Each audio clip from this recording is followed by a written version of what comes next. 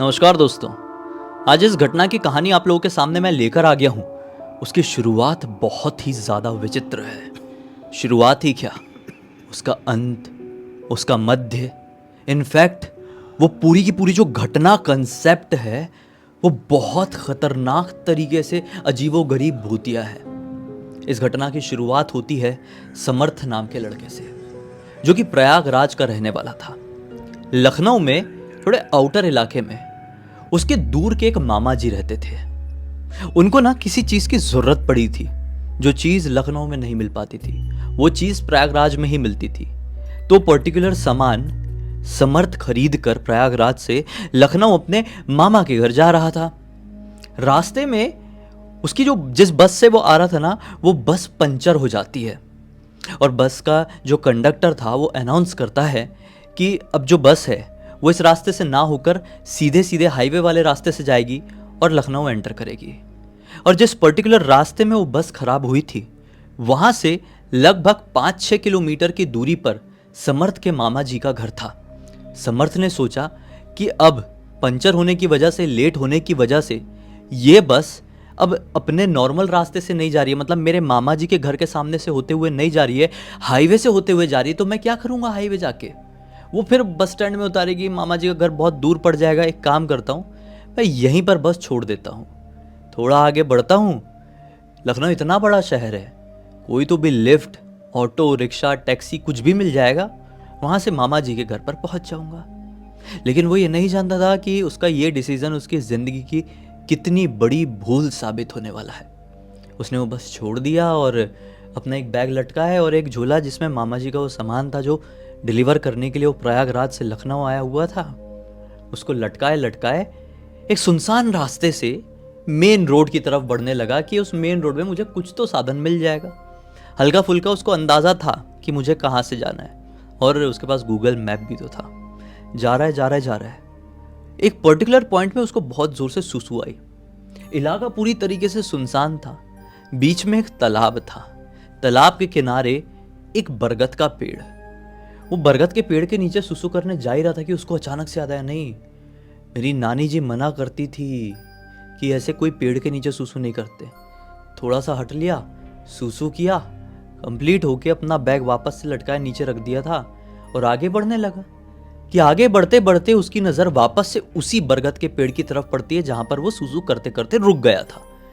उसने देखा कि उस बरगद के पेड़ की एक डाल में एक छोटी सी मटकी लटकी हुई है, जिस मटकी में काले अक्षरों से कुछ तो लिखा हुआ है और काले रंग का कपड़ा उस मटकी के ढक्कन को कवर किया हुआ है। ये बहुत ही देखने में इंटरेस्टिंग, साथ ही साथ क्रीपी लग रहा था। डिफरेंट सी चीज़ें समर्थ को बहुत ज़्यादा अट्रैक्ट कर देती थी, क्योंकि जो समर्थ है वो ऐसे जो आर्कियोलॉजिकल वाली कुछ स्टडीज़ होती है ना, वो कर रहा था। उसने सोचा कि एक बार देखता हूँ बरगद के पेड़ में ये मटकी ऐसा किसने लटकाया और उसमें लिखा क्या है। जानने का इच्छुक समर्थ उस मटकी की तरफ बढ़ा। अच्छी खासी उस डाल से लटक रही थी वो मटकी, ना जाने कितने सालों से, कौन सा रहस्य लिए उसने वो मटकी खींच दिया और लिटरली जैसे उसका वो काला कपड़ा उस मटकी के ऊपर से हटाया है तो मानो उस बरगद के पेड़ में कितने सारे कौवे सोए होंगे, बैठे होंगे, काव काव काव काव काव काव काव काव करके पूरे आसमान को घेर लिए। समर्थ का दिमाग काम करना बंद कर दिया और समर्थ ने उस मटकी को फेंक दिया, क्योंकि ना चाहते हुए भी, ना सोचते हुए भी एक क्रीपी सा माहौल वहां पर क्रिएट हो गया उसके मटकी से खोलते से, लिटरली जैसे किसी फिल्म का सीन हो। जैसे उसने वो मटकी नीचे जमीन में फेंका, वो कौवे भी चिल्लाना बंद कर दिए, लेकिन अभी भी आसमान में वो उड़ रहे थे। शायद वो अंधे हो गए थे, उनको उनका घर यानी कि वो बरगद का पेड़ दिखाई नहीं दे रहा था कि उन्हीं कौवे की उड़ने की आवाज़ के बीच से उसको एक लड़की की गाना गाने की आवाज़ सुनाई दी। समर्थ घबरा कर देखने लगा इधर उधर कि इतनी रात गए, जो कि पूरा सुनसान इलाका था, यहाँ पर लड़की कहाँ से आ गई कोई, और आ गई तो गाना कहाँ से गा रही है। उसने देखा कि बरगद के पेड़ के थोड़े आगे की तरफ अंधेरे में एक लड़की खड़ी हुई है, जिसने सलवार सूट पहनी हुई है और उसके ऊपर दुल्हन वाली चुनरी को ढाकी हुई अपने सर से। उसका चेहरा नहीं दिख रहा है, लेकिन गाना वही गा रही है। और धीरे धीरे करके समर्थ की तरफ आगे बढ़ रही है। समर्थ ने सोचा कि कौन लड़की है, ज़माना इतना अच्छा नहीं है कि ऐसे सड़क में गाना गाए, ऐसा कोई दिमागी संतुलन तो नहीं हिला हुआ है, कहीं कोई नशा पानी तो नहीं की हुई है, मैं उसकी मदद करता हूँ। अच्छी सोच के साथ समर्थ उस लड़की की तरफ आगे बढ़ा और जैसे ही उसका घूंघट उठाया, उस लड़की ने समर्थ के चेहरे पर अपने नुकीले नुकीले नाखून से ऐसा वार करी कि समर्थ वहीं पर बेहोश हो गया। धुंधली हुई नजरों के साथ समर्थ को दिखा कि ये कोई लड़की नहीं बल्कि एक लड़का है, जो कि इतना खतरनाक चेहरा लिए हुए कोई इंसानी लड़का नहीं बल्कि एक शैतानी लड़का है। इसके ऊपर वार करने बढ़ा ही कि समर्थ बेहोश हो गया।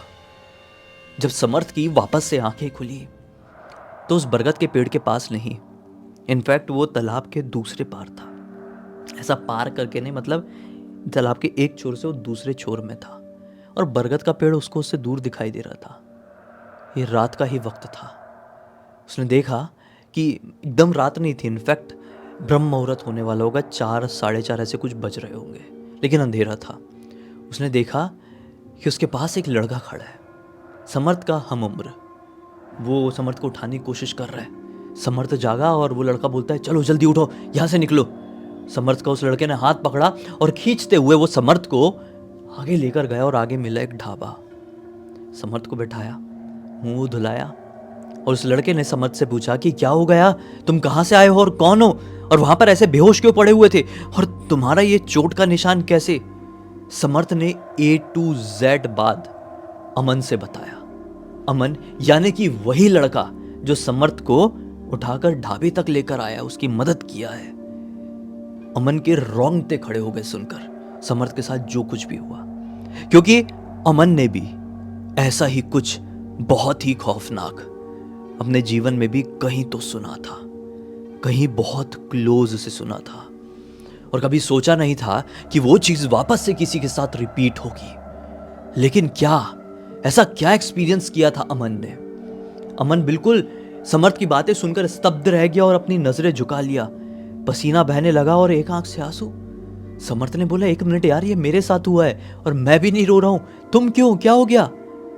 अमन बोलता है, तुम्हारे साथ जो कुछ भी हुआ है उसका सबसे बड़ा कारण मैं ही हूं, और देखो डेस्टिनी को तुम्हारी जान बचाने भी मैं ही यहां पर पहुंचा, वरना तुम जिंदा नहीं बच पाते।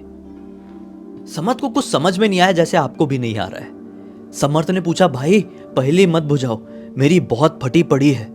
सुबह सुबह 4 बजे मैं एक अनजान इंसान के सामने बैठकर एक ढाबे में चाय की चुस्कियां ले रहा हूं, और कुछ समय पहले मेरे ऊपर एक चुड़ैला ने जानलेवा हमला किया था। मेरे साथ हो क्या रहा है, तुम थोड़ा क्लियर करो ना कंसेप्ट। अमन बताता है, अभी से ठीक 5 साल पहले की बात है, सन 2019 की। अमन के 2 पक्के वाले दोस्त हुआ करते थे। अमन समर्थ को बता रहा है, अब अमन की जुबानी मैं आपको बता रहा हूं, सेम चीजें जो अमन समर्थ को बोल रहा है।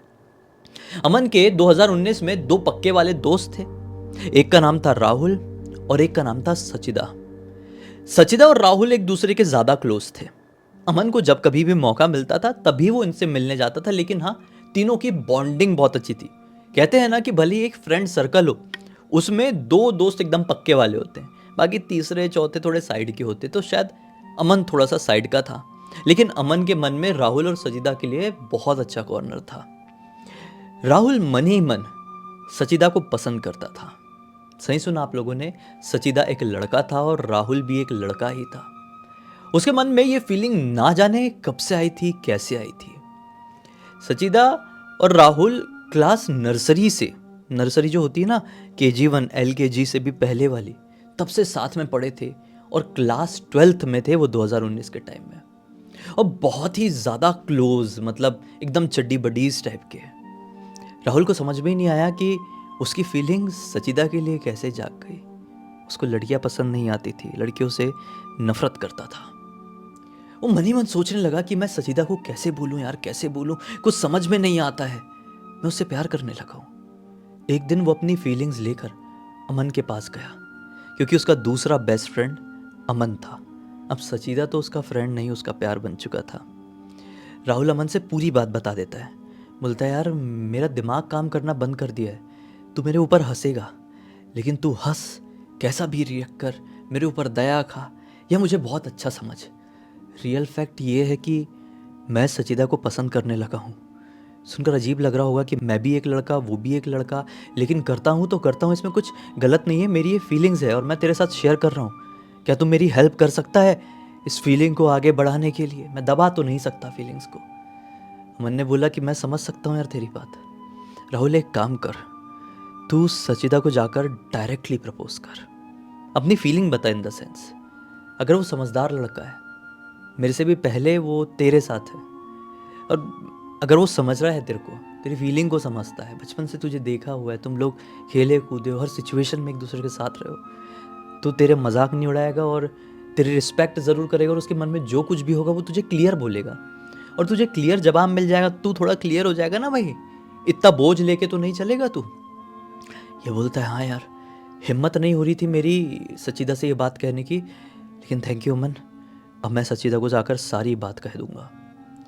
राहुल सचिदा के पास पहुंच गया, उसके घर पर पहुंच गया। इनफैक्ट सचिदा को ना क्रिकेट खेलना बेहद ज़्यादा पसंद था, बहुत क्रिकेट खेलता था, और उसका क्रिकेट वाले लड़कों का ग्रुप अलग था। जब राहुल सचिदा के घर पर पहुंचा तो राहुल के मम्मी पापा थे। उसने पूछा कि आंटी सचिदा है क्या? तो बताया गया नहीं, ग्राउंड में क्रिकेट खेलने गया, जा मिल ले, तुझे फ़ोन लगा रहा था, तेरा फ़ोन भी स्विच ऑफ आ रहा था। इसने बोला ठीक है। ये ग्राउंड में पहुंचा, ओवर एक्साइटेड था कि आज मैं सचिदा को अपने मन की फीलिंग शेयर करने जा रहा हूँ, सिर्फ अमन की वजह से, क्योंकि अमन ने मेरे अंदर का वो जगाया है। वो सचिदा के पास गया और उसको रोका, और उसके 2-4 दोस्त और रुक गए। क्या हो गया बोल के, क्रिकेट क्यों रोक रहे हो? लेकिन उस समय राहुल को कुछ समझ में नहीं आ रहा था, उसको सिर्फ सचिदा दिखाई दे रहा था और अपनी बात समझ में आ रही थी जो उसको सचिदा को बोलना है। उसने सचिदा को A to Z सब कुछ बोल दिया कि मैं तुझे पसंद करता हूँ, मेरी ये फीलिंग है, मेरी वो फीलिंग है, और तू मुझे जैसा भी समझ, मैं स्ट्रेट नहीं हूँ, तू मेरे लिए क्या फील करता है बता। लेकिन जैसे ही सचिदा ने ये सब कुछ सुना, उसके ऊपर हंसा, बहुत गंदी तरीके से हंसा, जो कि गलत है। एक इंसान की फीलिंग होती है, अब उसमें आपका कोई जोर नहीं है, मेरा कोई जोर नहीं है। अगर ये कोई थर्ड पर्सन किसी लड़के को पसंद करता है, लड़की को पसंद करता है, तो इसमें हम क्या कर लेंगे? और अगर हम कुछ कर नहीं सकते तो हमारा हक नहीं बनता उसकी बेइज्जती करने का, उसके ऊपर हंसने का। लेकिन सचिदा हंसा, उसका मजाक उड़ाया। सचिदा के साथ साथ उसके दोस्त भी राहुल के ऊपर हंसे, उसको बड़े खतरनाक तरीके से बेइज्जत किए, और 2 दोस्तों ने तो टपली भी मार दी। वो टूट गया अंदर से। आप उसकी फीलिंग समझो, आपको हंसी आ रही होगी सुन के, जैसा भी लग रहा होगा, आप फीलिंग समझो बेचारे को कैसा फील हुआ होगा, क्या गलती थी उसकी। वो सिर्फ पसंद करता था ना उसको, उसने बोला था बेचारे ने, नहीं था सीन तो साफ साफ मना कर दिया होता, बेइज्जती तो नहीं करनी थी। सचिदा और उसके दोस्तों ने मिलके राहुल की बेइज्जती की है। ऐसे डाउनग्रेड को कोई सह नहीं सकता, बहुत स्ट्रॉन्ग दिल वाला कोई चाहिए। उसके बाद राहुल ने एक गलत कदम उठाया, जो गलत कदम जो देखो मैं मेरे मुंह से गलत ही निकल रहा है, वो जो कदम उठाना बेहद ज़्यादा गलत होता है, वो उसके बारे में कभी किसी को सोचना भी नहीं चाहिए। आप समझ रहे हैं कि उसने क्या किया होगा? वो गया एक पुल के पास, एक तालाब था, उसके ऊपर पुल, एक ब्रिज बना हुआ था, तैरना नहीं आता था इसको, वो ब्रिज के ऊपर से छलांग, बहुत तड़पा। उसके अंदर के इंस्टिंक्ट ने खुद को बचाने की कोशिश किया, लेकिन उसका शरीर खुद को बचा नहीं पाया, उसकी वहीं पर मृत्यु हो गई। उसकी मृत्यु के बाद अमन खुद को कोसने लगा, खुद को ब्लेम देने लगा कि अगर मैं राहुल को बोला ही नहीं होता कि तू सचिदा को जाकर प्रपोज कर, अपने दिल की बात बोल, तो गया ही नहीं होता। सचिदा और उसके दोस्तों ने राहुल की बेइज्जती किए ही नहीं होते, और राहुल ये कदम उठाया ही नहीं होता। एक तरीके से बहुत ज़्यादा टेंशन में जाने लगा अपना अमन। लेकिन एक दिन उसकी अंदर की गट फीलिंग ने उसको बोला कि यार जो होनी है वो तो होके ही रहती है। अगर मैं उसको नहीं बोला होता तो भी वो किसी ना किसी दिन जाकर सचिदा को प्रपोज किया होता, तब भी सचिदा ने उसकी बेइज्जती किया होता, तब भी शायद वो यही कदम उठाया होता। मैं खुद को ब्लेम करना छोड़ देता हूँ, और धीरे धीरे करके वो अपने उस ब्लेम वाली सिचुएशन से नॉर्मल होने लगा। वो नॉर्मल हुआ ही था, 1 महीने हुए ही थे राहुल की मृत्यु को, क्या विश्वास नहीं मानोगे। एक दिन सचीदा उस इलाके से रात के समय ऐसी गुजर रहा होगा जहां पर राहुल की जान गई थी। वहां पर तालाब को जैसे उसने क्रॉस किया था, पैदल था, उसको एक लड़की के गाना गाने की आवाज़ सुनाई दी। वो रुक गया। उसने देखा कहाँ से आवाज़ आ रही है। देखा एक सलवार सूट पहनी हुई कोई लड़की घूंघट डाली हुई है और गाना गा गा के उसको अपने पास बुला रही है। सचेदा ने सोचा कौन लड़की यार, इतनी रात गए मुझे ऐसा क्यों बुला रही, देख के आता हूँ बोला। ये उसके पास गया, बोला कि आप कौन हो, ऐसे क्यों गा रही हो, किसको बुला रही हो। लड़की बोलती है सचीदा किसी और को नहीं, मैं तो तुम्हें बुला रही हूँ, तुमसे बहुत प्यार करती हूँ। सचीदा शौक हो गया। सचीदा के तोते उड़ गए। उसने कांपती हुई आवाज में बोला कौन हो तुम और मेरा नाम कैसे जानती हो। लड़की ने बोली मैं तुम्हारा प्यार हूँ, खुद ही देख लो घूंघट हटा के। सचीदा को रहा नहीं गया, बड़ी हिम्मत करके कांपते हुए हाथ पैर के साथ वो आगे बढ़ा और उसका जैसे ही घूंघट हटाया उसका दिमाग फट के हाथ में आ गया, क्योंकि घूंघट के पीछे कोई लड़की नहीं बल्कि राहुल था। उसका शरीर, उसकी शक्ल ऐसी दिखाई दे रही थी कि जैसे मानो कई महीनों से किसी को भिगो कर रख दिया हो पानी में, किसी इंसान को भिगो कर रख दिया गया हो। वो एक जिंदा लाश की तरह दिखाई दे रहा था। चेहरे में ढेर सारी चोटों के निशान थी और आंखें कुछ इस प्रकार की थी जैसे कि पुतलियां हो ही ना, अलग तरह की चमकदार। शरीर में खून का कतरा नहीं। अपने लंबे लंबे नाखून निकाला और खच से सचीदा के चेहरे पर बहुत खतरनाक वार किया। 2 बार घूम के जैसे फिल्मों में गिरते हैं वैसे सचीदा गिरा और फिर खुद को संभालते हुए भागा। कहाँ भागा? अमन के घर की तरफ। अमन के घर का दरवाजा खटखटाया। अमन ने दरवाजा खोला, बोला सचीदा ये क्या हुआ तुझे, तू ठीक तो है ना। सचीदा ने अमन को A to Z बात बताया। अमन ने बोला तेरा दिमाग खराब हो गया है, तो अपने घर पर जा, लगता है तुझे कोई गुंडे मिल गए थे और तेरा कुछ गलत कर दिए तेरे साथ, तू घर पर जा, घर वालों से बात कर और मैं तुझसे सुबह मिलता हूँ। थोड़ा अमन शायद घबरा गया था, क्योंकि अभी एक वर्स्ट सिचुएशन से अमन बाहर निकला था, खुद को ब्लेम करने वाली सिचुएशन से, और अमन ये सारी चीज़ों में शायद अब इन्वॉल्व नहीं होना चाहता था। सजीदा भागते हुए अमन के घर से निकल तो गया अपने घर जाने के लिए, लेकिन अपने घर पहुंचा नहीं। उस रात के 4 रात बाद सचीदा उसी तालाब से मिला, मृत अवस्था में, सेम भिगोई हुई सिचुएशन में, शरीर में एक भी खून का कतरा नहीं। बहुत भयानक दिख रहा था, बिल्कुल सफ़ेद हो गया था। अमन ने A to Z बातें सचीदा के घर वालों को बताया। घर वालों ने तो इस बात को समझे, लेकिन आसपास के लोगों ने बोले कि कुछ भी बोल रहा है, क्या है, सचीदा ने खुद को ख़त्म कर दिया है किसी वजह से। लेकिन घर वाले ये बात को समझ गए। घर वालों ने इस बात के बारे में एक पुजारी जी से बात की है। पुजारी जी ने बोले कि हो सकता है अगर उसकी मृत्यु किसी प्रेत आत्मा की वजह से हुई है तो वो भी प्रेत योनि में चला गया होगा। हमें प्रेत शांति के लिए एक पूजा करानी होगी उसी जगह पर जहाँ से मृत शरीर मिला सचीदा का और राहुल का भी। पुजारी जी और सचीदा के घर वाले उस स्थान पर पहुंचे। उस तालाब के किनारे एक बरगद का पेड़ था। वहां पे अपने मंत्रोच्चारण की मदद से राहुल की आत्मा को उस मटकी में कैद कर दिए और बरगद के एक पेड़ में छुपाकर लटका दिए और बोले कि कभी ये मटकी ना खुले, आप भगवान से प्रार्थना करना, कभी पता चल जाए कि ये खुली है तो आप लोग यहाँ पर मत आना।